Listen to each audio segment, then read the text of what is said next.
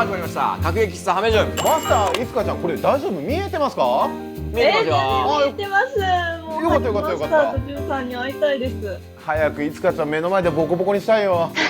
ひでえ。ということで今週もですねリモートでお送りしていきます。はい、早速ゲストのお二人が、いらっしゃったみたいですね。お二人聞こえますか？こんばんは。こんばんは。もうストリートファイターで大活躍中のお二人じゃないですか。今夜のお客様は佐古選手と孫選手のお二人です。お願いします。1人目のお客様は2回目のご来店となる佐古選手。そのテクニックが見る者を魅了する格ゲー界のファンタジスタ、黎明期から活躍し続けるトッププレイヤーです。2人目のお客様は3回目のご来店となる孫選手。ストリートファイターシリーズを中心に長きにわたり格闘ゲームシーンで活躍、配信を通じてゲームの楽しさを伝える第一人者でもあります。昨年12月に開催されました第10回トパンガチャリティーカップでは佐古選手、孫選手、そして YHC もち選手の3人で出場されていましたよね。僕ともちさんは一緒に組んで3連覇中だったんですよ。去年で孫と組んで4連覇を目指しててんけども、まあ残念ながらね17位で終わってしまってんけども、ディスコードとかでやり取りしながら和気あいあいとやれたんで、すごいね、まあ結果はちょっと残念やってんけど、すごい楽しかった。今の話を聞いたらまるで俺が先般のように聞こえると思うんですけどそんなこと言ってない。そんなこと言ってない。まあ今回ね初めてのオンラインの大会ってことで、結構新しい形だったんですし、今まで5オンだったんですけど、今回はまあ3オンという形で楽しかったですね。とにかくね、やってみてオンラインでなんか楽しみを実感しにくいのかなと思ったんですけど、いやなんかこの3人だからこそかわからないですけど本当に面白かったです。お二人の近況も気になるところではあるんですけども、まあ、家からできることって言ったら個人配信とか、まあ、あとはファブゲーミングが主催であるファブカップミニっていうね、はい、オンライン大会やってて、ファブカップミニなんか国内のそのオンライン大会ですごい権威のある大会にもうなっているなという印象があるんですけど、最近ではもう150人ぐらい集まって、板山がすごい頑張ってくれたおかげで板山を倒そうみたいな感じになってきてる、話題になってますよね。そう板山が5連覇した、5連覇ですもんね。破ったんがその樋口くんって言ってその19歳の若手のガイル使いで、まあそれもドラマがあったし、だんだんストーリーができてくるよね。基本的にやっぱコロナ禍になってから、やっぱその在宅が多かったりとか、やっぱ配信がメインになってますよね。いろんなゲームをあえてちょっと真剣にやってみるっていう活動をやってました。だからストリートファイターの方はかなり時間は割いてませんね。割いてませんね。割いてない。出会いというのは一体いつ頃だったんでしょうか。10年ぐらい前のストリートファイター4の頃でスイスで大きな大会があって、はい、現地に着いたらその孫と時戸が初めましてみたいな感じで挨拶したのが始まりです。孫さんその時のことを覚えてらっしゃいますか？克明に覚えてますね。忘れるわけがないよな。どういうこと？まあ、そもそも佐古さん自体が、都市伝説っていうか想像上の生き物だったんですよ大体まあなんか有名な選手っていうかプレイヤー結構いるじゃないですか。梅原だったりとか大貫だったりとか、まああと時戸とかもそうかもしれないけど、でその中でまあハイタリだったり佐古さんっていうのがヴァンパイアセーバーとかで結構有名だったりとかしたんですよ。スーパーストリートファイター4が始まりましたってなった時に、どうやら佐古さんがやってるらしいぞ、でめちゃくちゃ強いらしいぞとか見たことないからあんまりちょっと信憑性に欠けるなって思ったんです。どういうこと？噂話だけが先行してて実際誰も対戦したことないみたいな感じになってたんです。スイスの前にねオンラインゴッツガーデンっていう大会があったんですけど、タコさんと初めて対戦した時にかなり舐めてかかったんですよ。見たことないからどうせ強くないだろうと思ってたんですけど、やってみたらめたくそ強くてふざけんなよって思って、まあ、結局その時は俺は勝てはしたんですけど、こんな強い人いるんだなって自分から舐めてかかったのにふざけんなよって思っためちゃくちゃだな。スイスで招待されてどうやら佐古さんが来るらしいぞってなって、そこで会って物腰柔らかい人で、なんか人もいいしゲームもうまいし、ちょっと待って俺なんかすごい惨めな気持ちっていう風になったのが誰も責めてないのにどんなイメージだった、なんかめっちゃ性格悪そうなイメージだった。そういうのはあんまないっすね。なんかまああんまり性格とか気にしないっていう、選手としての印象っていうのも聞いていきたいと思います。喋ってる感じなんかまあチャランポランなんかなと思いきや、実はね対戦してみるとねすごい繊細なプレーが好きで、こんなことまで調べてんのみたいな感じでね、その戦略とかもすごい豊富で引き出しも多いし、喋ってるのとは真逆な感じ。持ち上げますね。孫しかできないことも結構いっぱいあるから、いや俺はすごい尊敬してる。佐古さんすごいカッコつけたがりなんですよ。そんな風に見えない俺から見たら佐古さん今のいらないんじゃないって思うところをやってたりとかして、うわー佐古さんすげえってなるから、あ今絶対それ持ってきてカッコつけたよなって思うことがしばしばって感じです。そこを別にやらなくて一生っていうところをめっちゃ頑張る人間なんで、職人気質っすね、どっちかっつうと。それはしっくりきますよね。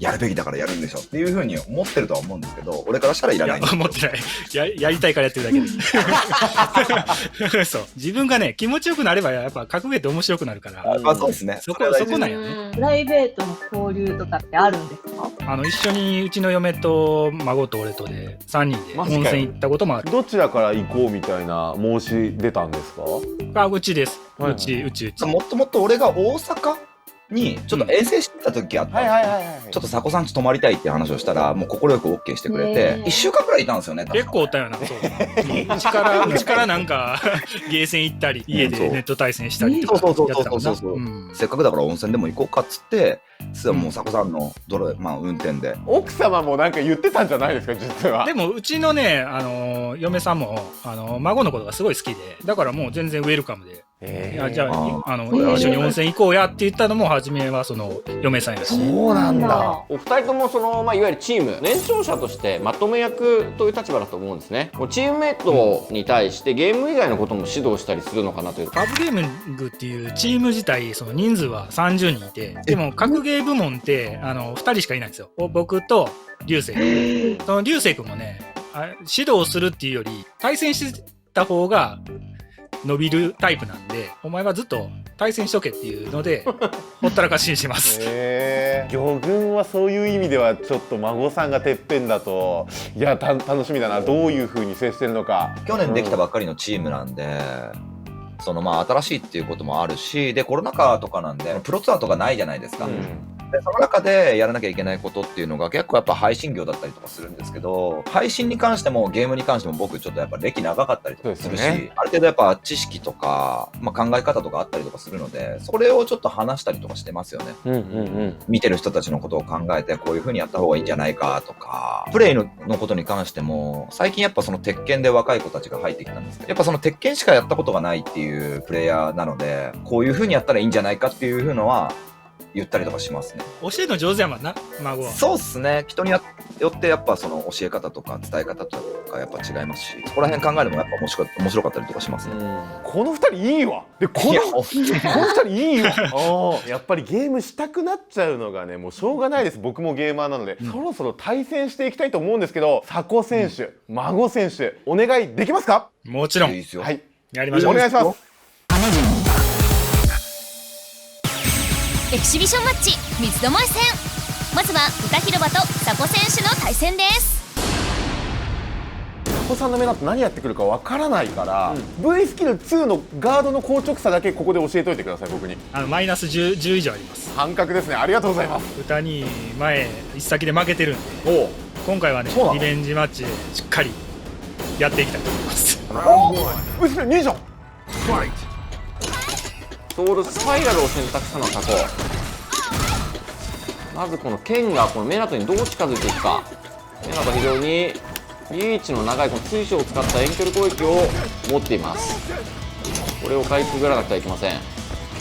結構ね、他のプレイヤーとかには結構そのやっぱこのメナトって相当特殊なキャラクターなんで、もうそれのトッププレイヤーってことで、結構難しいと思いますよ正直。対策が非常に難しい。位置を入れ替えたのは佐古ですが、最後には歌広場でヒットして竜巻大きい攻め画面端に連れて行こうとしています。中継から引き戻すが前ジャンプでこれ対策になっていますね。オーブを使った攻めに対して歌広場しっかりと対応して、ここで画面端が近づいてきた。来ましたよジェフキーの知恵。これでビット6個のビットを飛ばして連続攻撃を仕掛けることができる非常に強力。しかし非常に難しいウィトリガー。佐古がのみが与えるとまずは歌広場ラウンド成功。爆発リレンの暴れからヒットバックに見事でした。かなりうまいぞ。メダルもどうするか。ここまでちょっと歌広場がですね、ビットを飛ばしてオーブをこうソウルスピア飛ばした後の動きですよね。弾と挟み込まれていない、しっかり前ジャンプで逃げているというところキーになっているか。なんかメナト戦ちょっと慣れてる感じしますね。下の左も少ないです。はいであと緩急つけ方がすごいいいですね。そうここ音楽ダッシュそこに飛び込んだな裏広場。しかしここはクラッシュカウンター。サコメナトが V ゲージを稼ぎつつまた遠距離戦に持ち込んでいきます。おっと出てしまったが当たれば OK。 一気に流れもある。しかしここは暴れていくサコ。 V トリガーまではもう少し V ゲージが必要か。お互いに V トリガー3本のものを選択しています。1個ここで豚広場の V ゲージが止まったがガードの上から溜めたのをサコ。ダーシ発動ジェフティ道へ。さあ投げ抜けを誘う垂直ジャンプから強キックのミットを飛ばす。サコの得意技が炸裂してラウンドを取り返しました。あの動きは対応難しいですよね。いやむずいんですよ。結構その二択状況がすごく強制的に作れたりとかするんで、かなり強力ですね。それをうまく使ったサコがラウンドを取り返していきました。お互いに今回 EX ゲージは、ほぼフルと言っていいでしょう。強力な EX の技やスプリットラップが使える状況です。ちょっとこれはミスになってしまったがそこに対してまたミスになったところを捉えたのはサコです。これで体力リード。上からおっと竜巻頭を狙った。暴れている波動拳で返した。ダメ押しが近づいてきました。投げを抜けるのはサコ。このラッシュ力ですよね。そうですね、ダメ押しのラッシュをかけて体力リードを繰り返したいところです。しかしここはサコがうまく中遠距離戦でゲージを稼ぎつつのらりくらりと銀の体力を減らしていく。さあどうする。これはカーメキックを潰した。なんで私はこの V トリガーヒートラッシュを生かしたいところ。発動ガードの上からまず一つ投げて打撃が当たっていくはどうだ。いやここが体重から削りいやぶね逆転勝利という形でした。サコメナト見事勝利。悔しすぎるよ。いや勝てるとは思ってなかったけどもっといい試合になると思ってました。内容がすごい良くてメナトがあって挟み込みたいんです水晶、ここをちゃんとねラインを下げてでもそれを拒否したっていうのがまずポイント高くて、このままいったらやばいっていうのがちょっといや気合入りましたね。三つどもえ戦第2試合は歌広場が孫選手に挑みます。孫さんにこそ見てもらいたいところがあったんです。やっぱり僕内容で見せていきたいです。めちゃめちゃなんかすごい強くなったし、無駄な動き減ったんで成長してるなっていう風に思っていて、ちなみにカリンとキャミどっちがいいですか？カリンでお願いします。はい。プロの厳しさってやつを教えてあげようかなと思ってます。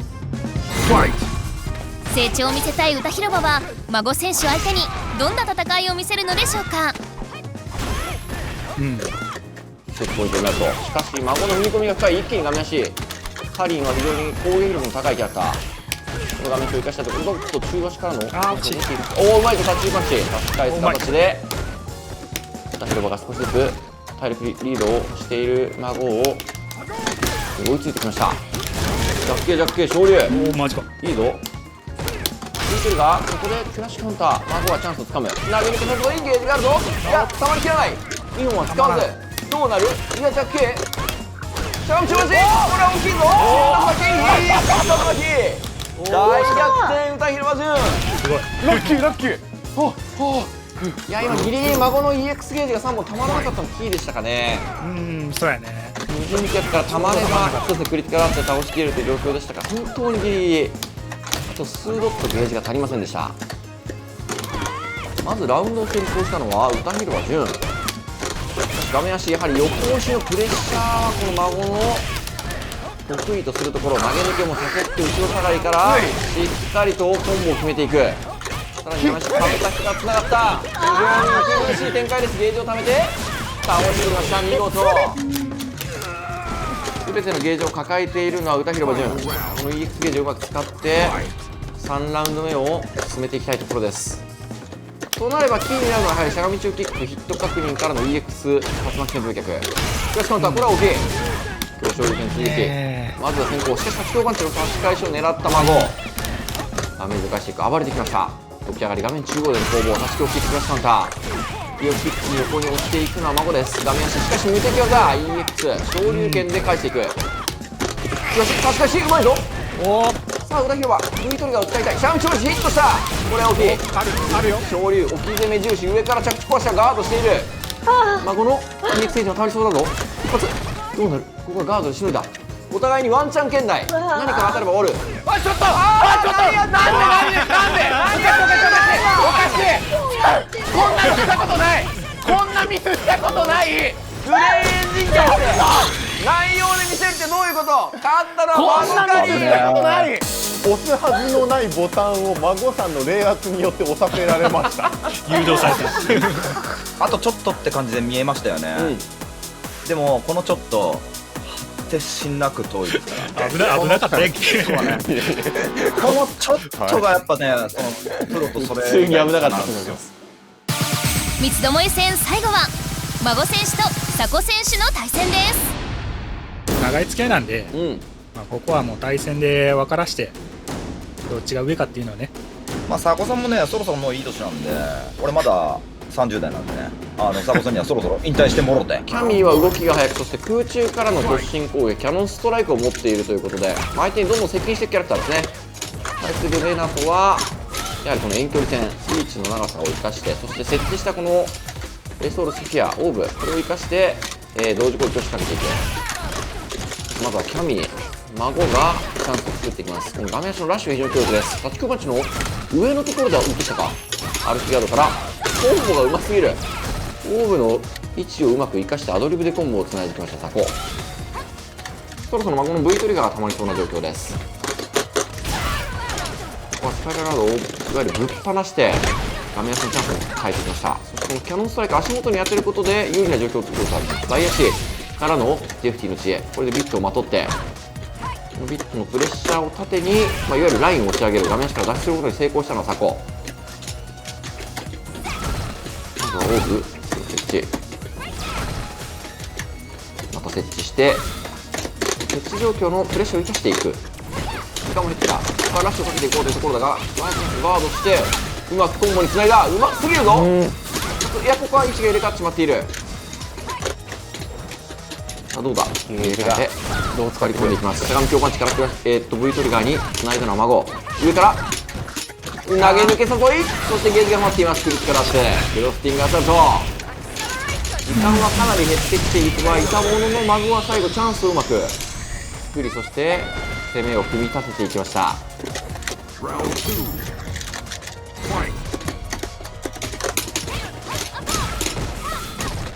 設置攻撃をうまく使っていきます。まずラウンドを先行したマオキャミー。先ほど序盤は佐古はリード、このようにうまく対空のソウルスパイラルというなかなか見ない動き、十分なダメージ。キャミーも体力はあまり多くありません。ですから佐古メナトとしては序盤にリードをかけていきたい。これうまいぞ、差し返すようにこの気持ちを使って画面足、一気に孫のチャンスか割り込んでいきます。佐古 V トリガーにつなぎました。タイマーを温存しつつ攻め込んでいきます。この強化された状態でのキャノンストライクが非常に強力。まだ孫の V タイマーもあります。佐古のビット、おおうますぎるぞ。今ガードでボタンを離している動き、しかしこれ割り込んだ。どうなる。そしてビットジャンプしている。どうだ。いやーマジわあ割り込んでいる。よし残った。どうなる。削りも見えるか。削りあるな。しかし佐古のメナトにもゲージが3本。お互い何か当たれば決まるぞ。しゃがみ強パンチ、これが当たっている。2ラウンドを連取して見事勝利を果たしたのは孫キャミー。お見事。粘り強く戦われたんで、ちょっと焦っちゃった。ちょっとプレッシャーに負けちゃった。いや佐古さんのメナトとは結構キャミでやってたりとかしてたんですけど、悪いなと思ってたんですけど、ただそのやっぱこういう一発勝負の時とかってそのメナトって防御やっぱ弱かったりとかするんで強気にいったりとかして、それがなんかうまくいきましたね。引退 しないでください。せえへんけどな。ということで、今回のオンライン三つどもえ戦優勝は孫選手でした。ありがとうございました。初級者いつかの格ゲー修行、格ゲーレッス今週はですね佐古先生に教えていただきたいと思います。よろしくお願いします。ン。早速ランクマッチに挑戦。対戦相手が選択したキャラはああなるほどね。佐古さんの前でメナトはこれはいい。これはいい、これはいい。佐古先生の使用キャラであるメナトにいつ Z が挑む。最高のレッスンスタート。ストリートファイタープレイヤーのアルキアですよね。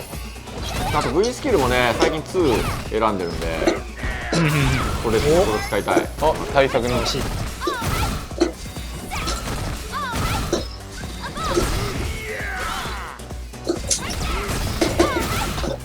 パス手を上げない。回復うまいの。回復が出る。うまい。いい橋だ。端っこ。ダメさあ橋はここでどう攻めるか。いいよ。おおいいね。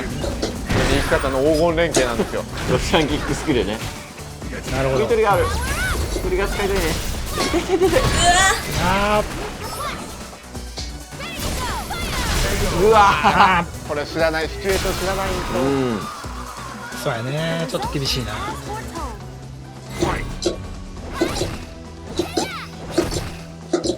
マルキガードいいですね。はいいいよ。いいよ。いいよ。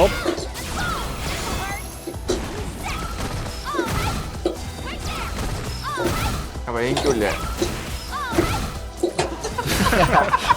おっと。うまいうまいうまい。シングルはこういうことよ、こういうこと。おおいいね。今日スクレあるよ。しかもスクリーン見つかったか。いいぞ。全然いい。とりあえず発動してしまえばオッケーオッケー出しっぱなし。まあいいや。ガードしたら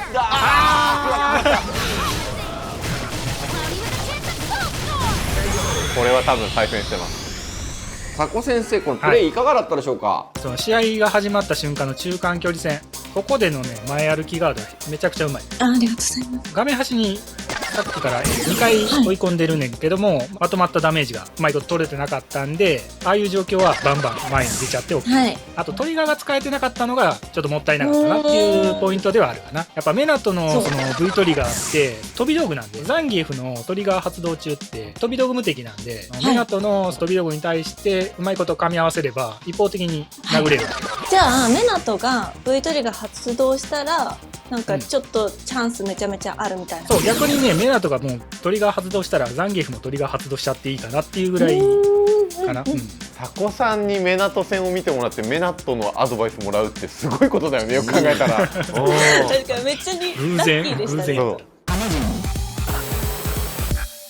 本日も閉店のお時間となりました。ジュン君もいつかちゃんもめちゃくちゃ上手くなっててすごいびっくりしたし、真面目やねみんなゲームに対して姿勢がそういう真面目な人を見るとすごい応援したくなるんで、これからもどんどん頑張っていってほしいです。いやー、面白かったっすね。まあ、歌広さんなんて結構成長しにくいくらいもう上手くなってたんだけども、それでもまだ成長が感じられたんで、それはやっぱ見れて嬉しかったなと。いや、本当に楽しかったです。また機会があったら読んでください。今夜の各駅喫茶ハメジュン、お客様は佐古選手と孫選手でした。またのご来店をお待ちしております。ありがとうございました。次回はグランブルーファンタジー VS を特集。イオ選手とスコア選手がご来店。お楽しみに。